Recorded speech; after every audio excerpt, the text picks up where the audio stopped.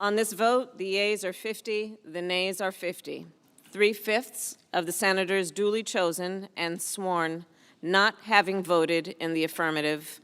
The motion is not agreed to. Madam President. Mr. Majority Leader. Madam President, I want to be clear about what just happened on the Senate floor. Every single Senate Republican just voted against starting debate on legislation to protect Americans' voting rights. Once again, the Senate Republican minority has launched a partisan blockade of a pressing issue here in the United States Senate, an issue no less fundamental than the right to vote. Could we have order, Madam President? The Senate will be in order. I've laid out the facts for weeks.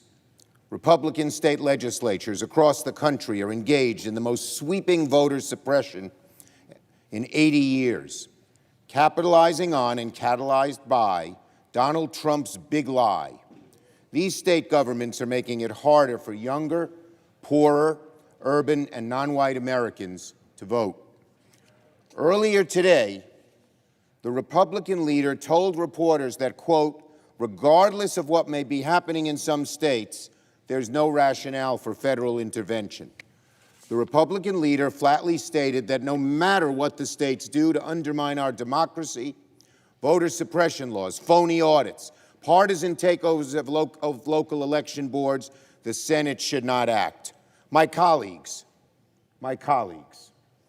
if senators 60 years ago held that the federal government should never intervene to protect voting rights, this body would have never passed the Voting Rights Act. The Republican leader uses the language and the logic of the Southern senators in the 60s who defended states' rights, and it is an indefensible position for any senator, let alone the minority leader, to hold. And yet that was the reason given for why Republicans voted in lockstep today. Regardless of what may be happening in some states, there's no rationale for federal intervention. That is both ridiculous and awful. All we wanted to do here on the floor was to bring up the issue of voting rights and debate how to combat these vicious, oftentimes discriminatory voting restrictions. And today, every single Democratic senator stood together in the fight to protect the right to vote in America.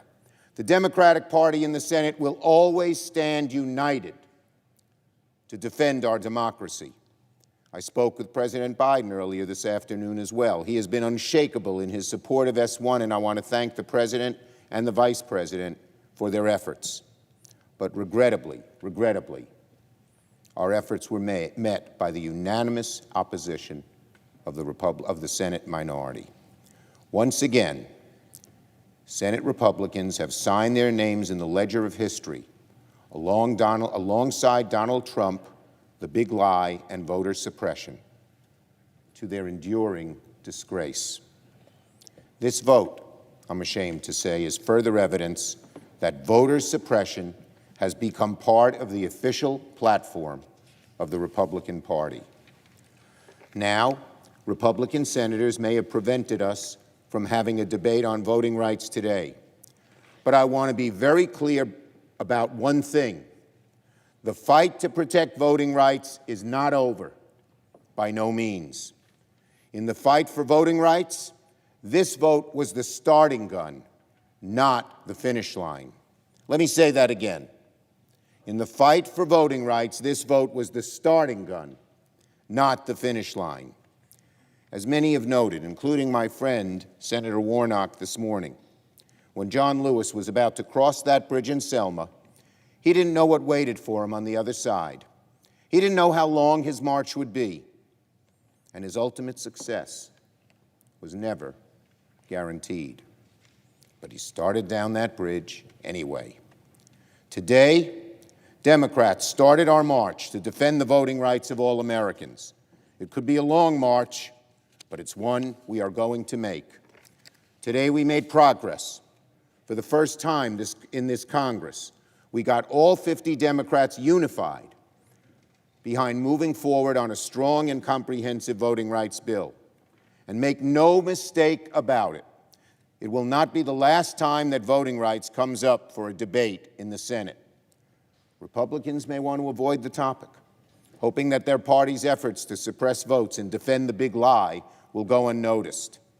Democrats will not allow that. Democrats will never let this voter suppression be swept under the rug.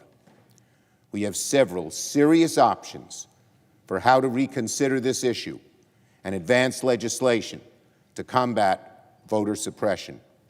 We are going to explore every last one of our options. We have to. Voting rights are too important, too fundamental.